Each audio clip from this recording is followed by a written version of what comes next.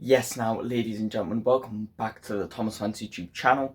I'm getting a bit behind with these Raw and Smackdown reactions, so here I am making a reaction to Smackdown on the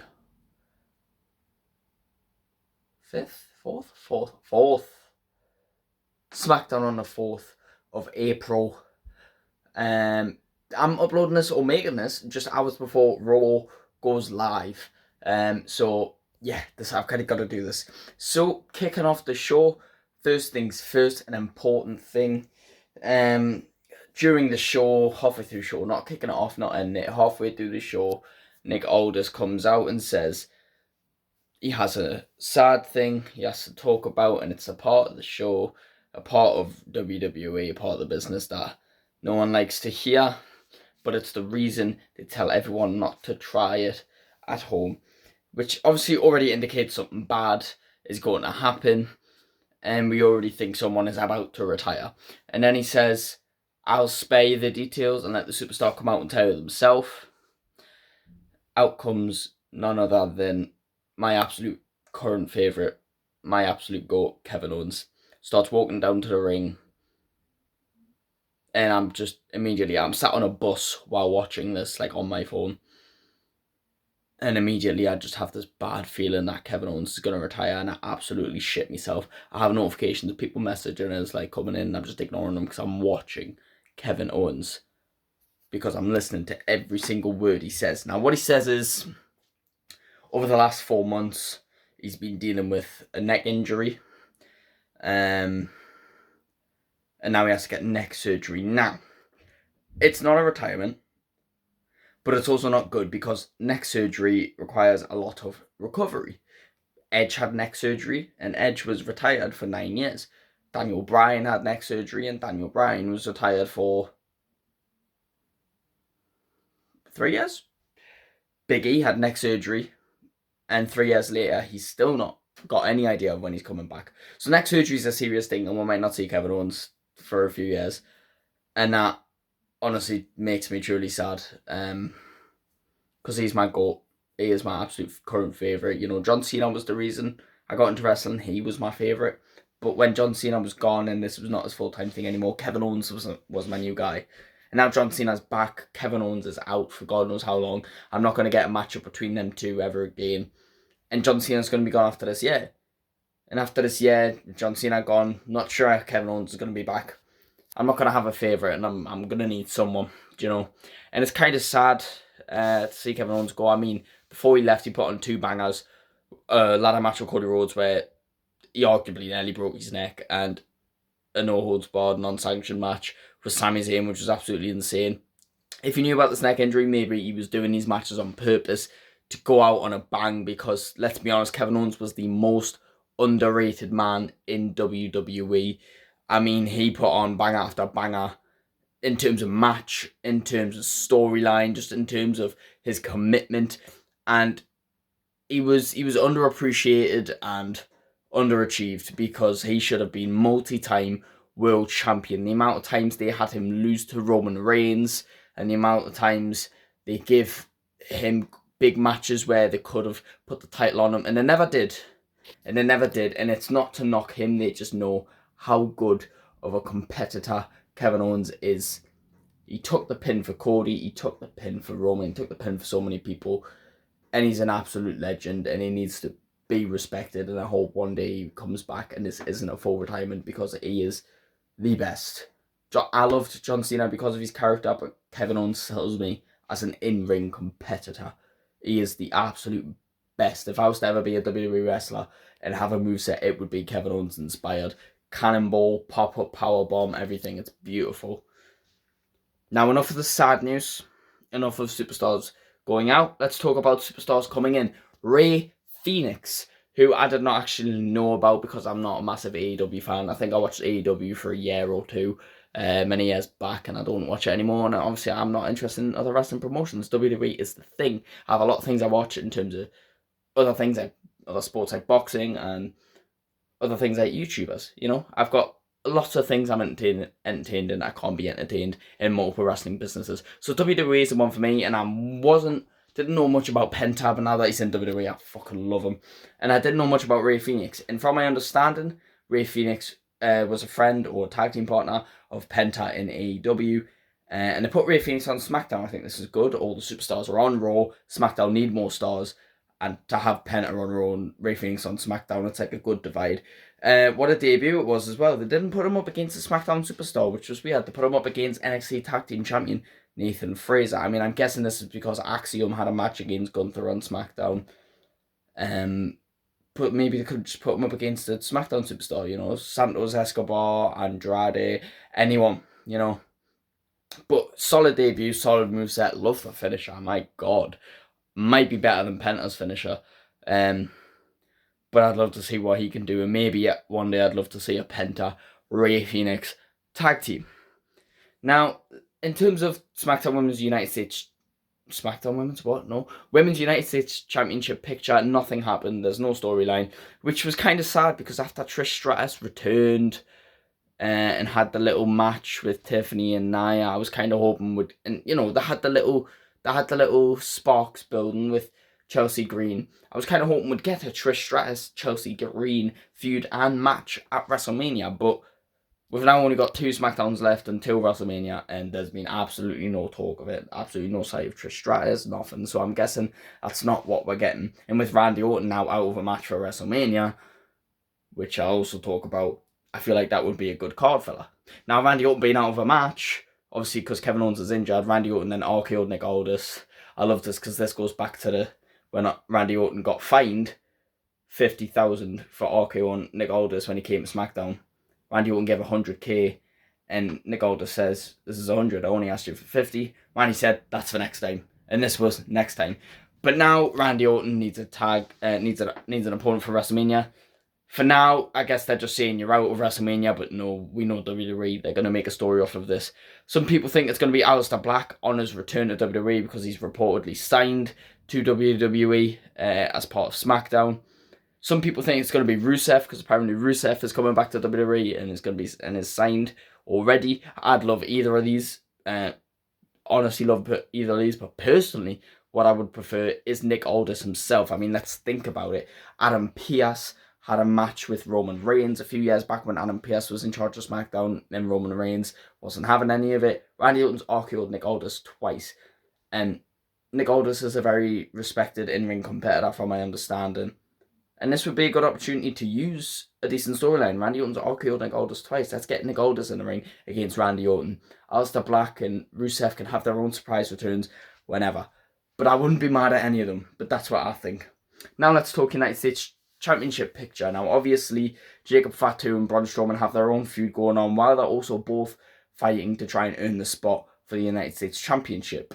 Well, obviously, with Jacob Fatu being involved, that means the Bloodline are involved, and that means LA Knight has a problem with the Bloodline. So LA Knight had a match against Tama Tonga just to, you know, get his own back at the Bloodline, while we're also waiting for the response of who's going to be the challenger for LA Knight. Will it be Jacob Fatu? Will it be Braun Strowman? Now, I had this debate in the last episode of what will we get at WrestleMania. Will it be Jacob, LA Knight? Will it be Braun, LA Knight with Jacob versus Solo? Or will it be a triple threat match? Or will Jacob Fatu beat LA Knight before WrestleMania and then we get Jacob and Solo at WrestleMania? Well, Jacob Fatu and Braun Strowman had a last man standing match to determine the #1 contendership to the United States Championship.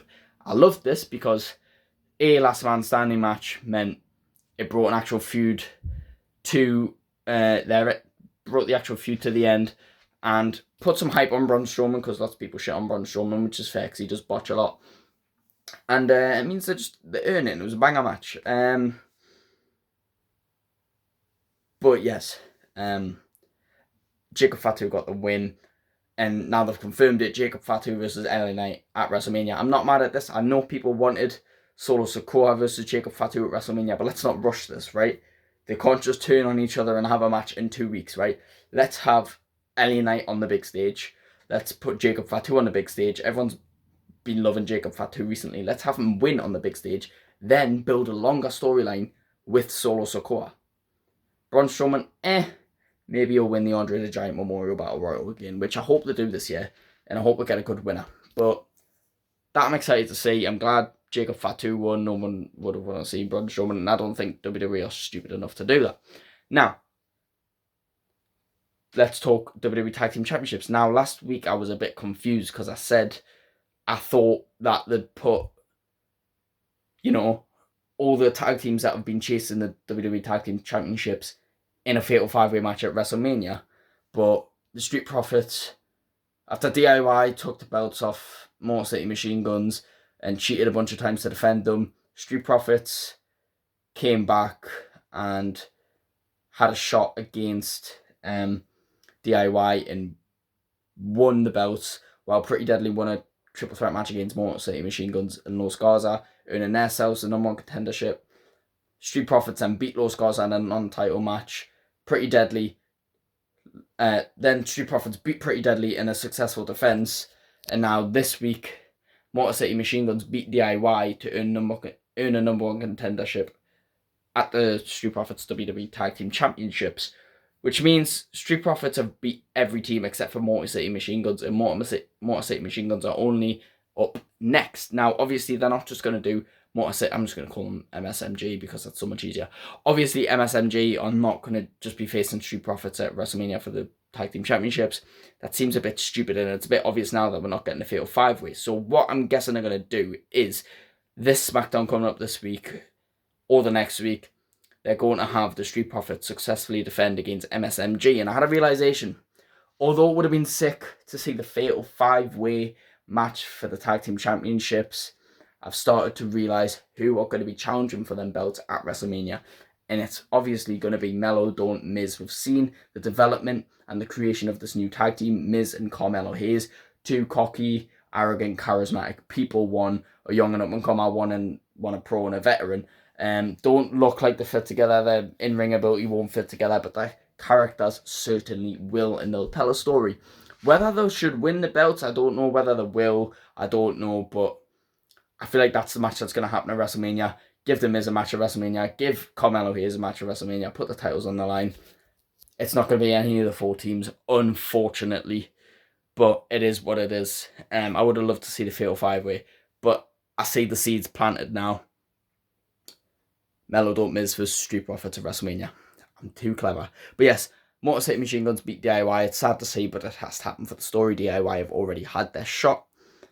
Now let's talk about a non-title feud, Drew McIntyre and Damian Priest.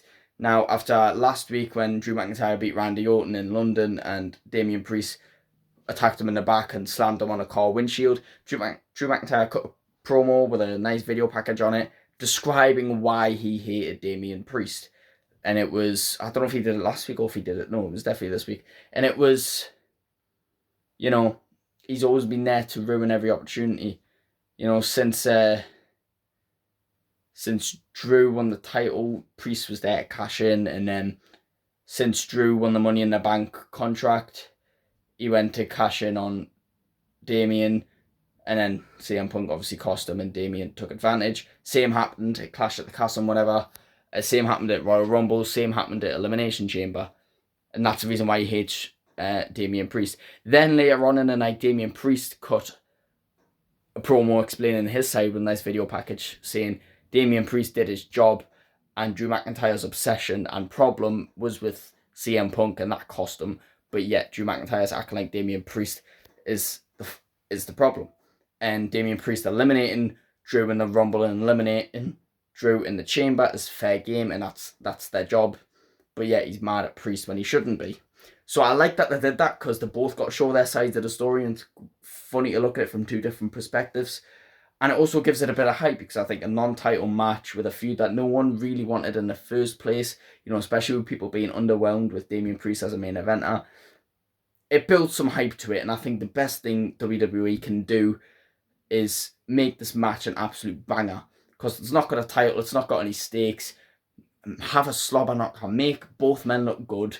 Have a long and grueling match where they're doing big moves with big spots. But it doesn't always need to be a flashy move and a flashy spot. It just needs to be something where we're looking like these men are fighting and they're fighting to the death. And then we get a good ending. I just think that would propel both men. It would mean Drew McIntyre gets a good moment as a main eventer, and it would push Damian Priest to new heights, win or lose. And I'm actually now excited for this match. I was not before, since they've been building it, but now after these promo packages, I'm actually getting quite hyped for it.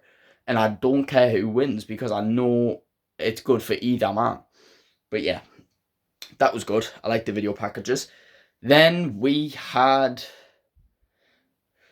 Lord Almighty, the worst promo with the worst feud. It's WWE Champion Tiffany Stratton versus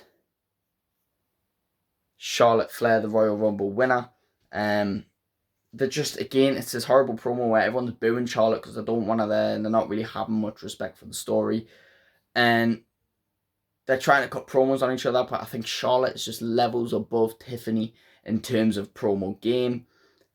And she's delivering good, effective promos with good lines and everything, with meaning behind what she's saying, and it builds the story. Whereas Tiffany's just trying to say one-liners that end up being a bit cheesy, and she's trying to please the crowd, and obviously the crowd are pleased because it's Tiffany and they don't like Charlotte. But it sounds a bit cringe to me, and then I feel like the promos aren't going to plan. I feel like the crowd are getting to Charlotte and Tiffany. Charlotte's trying to stay professional, but Tiffany ends up getting carried away with the crowd. And the crowd are maybe messing up the promos a bit. And when certain moments are meant to go over, they're not. And when certain moments do go over, they're not supposed to. It's a horrible build-up with, I think, probably a good match. Like I said, this shows the levels of Charlotte above Tiffany, but the fans just don't like Charlotte. So to have someone the level of Charlotte, who is not like to be beat by someone like Tiffany, who is not necessarily on Charlotte's level, but liked by the fans, it's only going to propel Tiffany, which is obviously the point of this. So I didn't like the promo, but I think the match is necessary for Tiffany Stratton's career. Now, finally, we had all three men, Roman Reigns, Seth Rollins, CM Punk, come out and do this big promo because we wanted to know what Paul Heyman's favour for CM Punk was. Obviously, CM Punk came out starting the night because they were in Chicago, built up some hype to the main event, which was obviously going to be the segment. Paul Heyman was waiting by the door all evening for Roman Reigns to come in. Then we see the car finally come in, and it was Seth Rollins. Seth Rollins had a go at Paul Heyman, laughed, and he wasn't as angry as he was last week in London, which was weird. Then Roman Reigns finally arrives, doesn't talk to Paul Heyman, goes straight to the ring, says Chicago acknowledge him and all that, calls for CM Punk to come out. Seth Rollins comes out, and again we have this thing of it's only Roman and Seth in the ring. They're having a bit of a promo together. Then CM Punk walks his way out and has his say in it, and that's what everyone's waiting for. And the favour was that Paul Heyman, because they had a conversation years ago when CM Punk was friends, was that Paul Heyman, when CM Punk gets a WrestleMania main event, be in his corner. Now, obviously, with Roman Reigns being in a match against CM Punk, this means Paul Heyman would not be in the corner of Roman Reigns. Now, Roman Reigns laughed and was like, oh, is that it? Obviously, Paul, you're not going to accept that because you're my wise man. Even if I let you, I know you wouldn't accept that. But us as fans, knowing how important CM Punk was to Paul Heyman, we kind of thought, uh-oh, this is going to cause some controversy. So then Reigns says, go on, let him down easy, Paul. And Paul's crying and doesn't know what to say, and then that's when Reigns kind of gets a bit puzzled, and he's like, well, Paul, tell him no. What's wrong? And then Paul Heyman says, no, I can't do that, my tribal chief. And that's when shit hits the fan, because he's just told Roman Reigns no. When did he ever do that? Once. And that's when he turned on Roman Reigns to go to Brock Lesnar, which we all know was not a real heel turn because it was a plan all along. This was not a plan. Paul Heyman just said no to Roman Reigns. Now Roman Reigns is backing him up in a corner. Paul Heyman's crying, and then it looks like Paul Heyman reaches for Paul's tissue and wipes his tears while CM Punk just starts attacking Reigns. I feel like that was a premature attack and it was a bit early. I wanted to see what was actually going to happen with Roman and Paul, because it didn't look like Roman was attacking him, to be honest. It really didn't, and CM Punk just started attacking him. And then he laid out Roman Reigns, hit him with some GTSs and left. While Paul Heyman was still there looking concerned for Roman Reigns, Roman Reigns walked out the building, not even talking to Paul Heyman. So, interested to see what's going to happen with that. Paul Heyman is on Raw tonight, so we're going to hear from Paul. But this is just chef's kiss, 5-star storytelling. Can't wait for Raw. Can't wait for the next Smackdown. Can't wait for WrestleMania. Thank you all so much for watching. Please like and subscribe, and I will see you in the next one. Goodbye.